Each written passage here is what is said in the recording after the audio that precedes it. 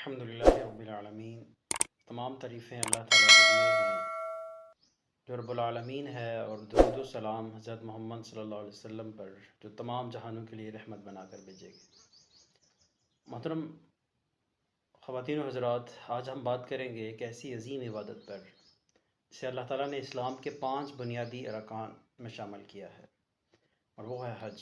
اللہ تعالیٰ قرآن مجید میں ارشاد فرماتے ہیں وَلِلَّهِ عَلَى النَّاسِ حِجُّ الْبَيْتِ مَنِ اسْتَطَاعَ إِلَيْهِ سَبِيلًا، یعنی اللہ کے لیے لوگوں پر اس کے گھر کا حج کرنا فرض ہے جو اس تک پہنچنے کی استطاعت رکھتا ہو۔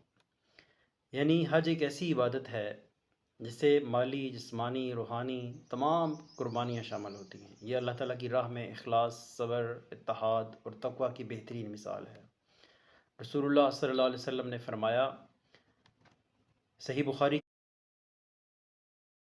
کی حدیث ہے، جس شخص نے حج کیا اور فحش کلامی اور گناہوں سے بچا، وہ اس طرح واپس آتا ہے جیسے اس کی ماں نے اسے آج ہی جنا ہو، یعنی اس کے سارے گناہ معاف ہو جاتے ہیں۔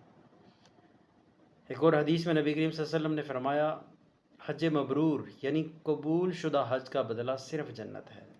حج انسان کو اللہ کے قریب کرتا ہے، گناہوں سے پاک کرتا ہے اور دل کو نرم کرتا ہے۔ یہ وہ عبادت ہے جس میں دنیا بھر کے مسلمان رنگ، نسل، زبان کے فرق کے بغیر ایک لباس میں ایک جگہ جمع ہو کر اللہ کے حضور جھکتے ہیں۔